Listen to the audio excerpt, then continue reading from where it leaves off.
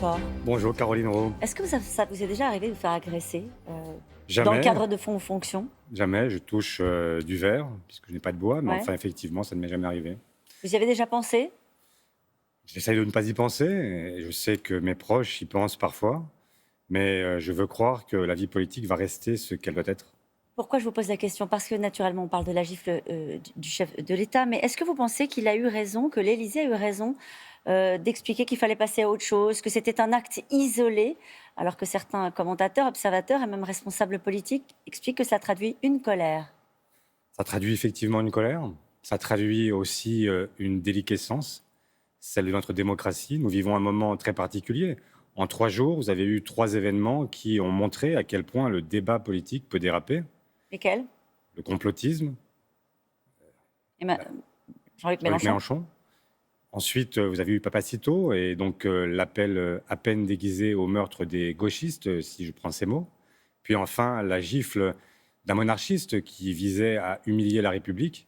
Et dans ces 3 cas, effectivement, nous avons des événements de gravité très différentes, mais nous avons là la démonstration que le débat présidentiel qui doit commencer peut prendre une tournure totalement folle. Et donc, il y a un appel à la responsabilité qu'il faut lancer dès aujourd'hui. Faire en sorte À qui que vous lancez chacun... cet appel? Mais Aux à toutes et responsables tous. politiques aussi qui parfois Mais sortent du bien cadre? sûr, parce que parfois, les mots précèdent en fait la violence physique.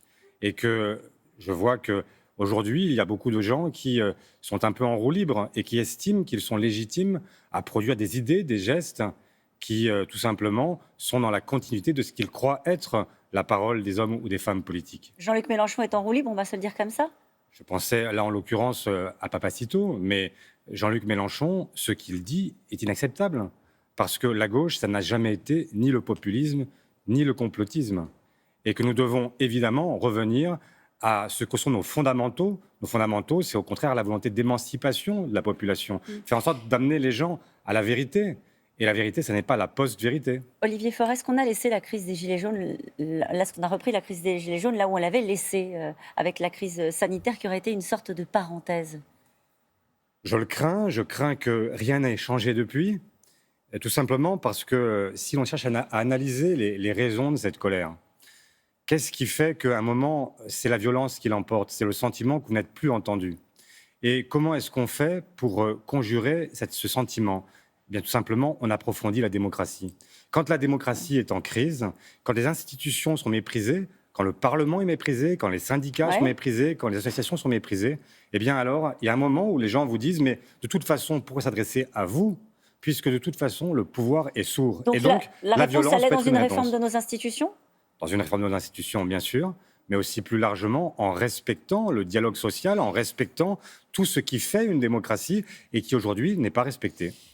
Alors nous sommes naturellement dans un contexte de préélection présidentielle, mais aussi dans un contexte d'élection régionale. Si l'on regarde attentivement les sondages, je parle de la région PACA, Renaud Muselier serait en situation eh bien de perdre face au Rassemblement national. Est-ce qu'à titre personnel, vous assumeriez de maintenir la liste de gauche en cas de risque de victoire du Rassemblement national? Olivier Faure.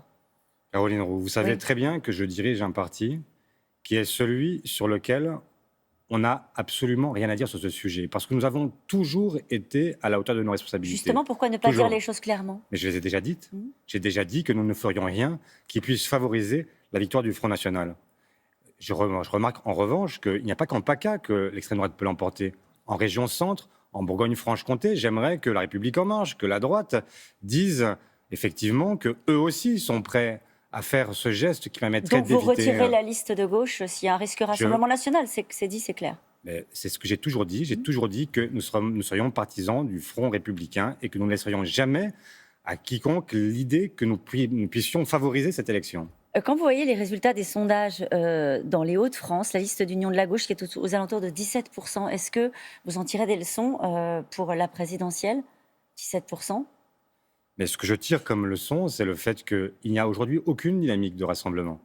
Mais ce que je dis aussi, c'est que le rassemblement, de toute façon, ne peut se faire que sur des bases extrêmement claires. On vient de parler à l'instant de complotisme ou de populisme. Moi, je souhaite un rassemblement qui se fasse sur des bases qui soient des bases saines, des bases claires, des bases sur lesquelles personne n'est à rougir. Et c'est la seule condition pour créer la dynamique et faire en sorte que demain, nous puissions effectivement, atteindre le second tour de l'élection présidentielle et l'emporter. Les Républicains espèrent avoir un candidat en novembre, et vous? Moi, j'ai dit à l'automne, nous aurons à la Alors fois... l'automne, septembre, octobre, L'automne, novembre? oui, ça veut dire que dans ce moment-là, les socialistes auront à la fois un projet à présenter aux Français. Chaque mois, nous délivrons une partie de ce projet depuis le mois de janvier. Et donc, nous aurons un projet à l'automne prochain et nous aurons une candidature. Il y en a un qui dit que, Arnaud Montebourg, en l'occurrence, qui dit que la gauche doit se donner un coup de pied dans les fesses, trouver une candidature unique, et il estime que Jean-Luc Mélenchon ne doit pas être candidat. Est-ce que vous partagez son avis? Alors il jette l'éponge, Arnaud Montebourg. Je partage l'avis que Jean-Luc Mélenchon, à plusieurs reprises, a franchi la ligne rouge et qu'il ne peut pas être celui qui rassemble la gauche et les écologistes. Donc, effectivement, aujourd'hui, il faut se poser d'autres questions et aller faire d'autres candidatures. Moi, j'en ai une à vous proposer. Allez-y. Anne Hidalgo, je pense qu'elle est celle qui a montré par sa rigueur, par la façon dont elle exerce le pouvoir, la façon dont elle gère la plus grande ville de France. Elle a fait la démonstration qu'elle pouvait être celle-là. Et peut-être que le temps des femmes est venu aussi. Arnaud Montebourg qui jette l'éponge?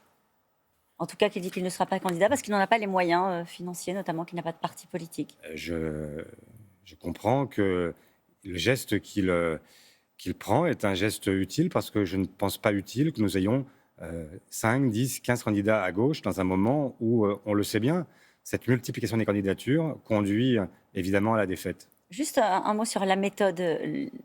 LR va organiser une enquête avec 15 000 personnes en 2 temps pour choisir un candidat. Est-ce que ça vous paraît crédible comme moyen de départage, puisque ce sont le mot qu'ils ont choisi? Et moi, je ne suis pas chez les Républicains. Oui, j'avais noté. Oui, vous aviez noté. Moi aussi. Et donc, je ne juge pas de leur méthode. Bon, ça ne vous inspire pas? Pas particulièrement. Voilà. Enfin, voilà. Un mot sur la réforme des retraites. Gérard Larcher, qui était à votre place hier, expliquait qu'il y avait une nécessité de lancer la réforme des retraites. Bruno Le Maire dit que c'est une priorité. Est-ce que vous pensez que les Français y sont prêts? Mais tout dépendra, Caroline Roux, de quelle réforme des retraites. S'il s'agit de renforcer les droits de celles et ceux qui ont travaillé, c'est pas l'idée, vous avez remarqué aussi. J'ai aussi remarqué que ce n'était pas l'idée. Et donc, si c'est pour dire que la facture Covid, elle doit être payée par ceux qui partent à la retraite, la réponse, la mienne, c'est non. Merci beaucoup, Olivier Faure, d'avoir été mon invité ce matin. C'est à vous, Laurent. Merci et passez une bonne journée. Et tous les deux, bien sûr, un très beau jeudi.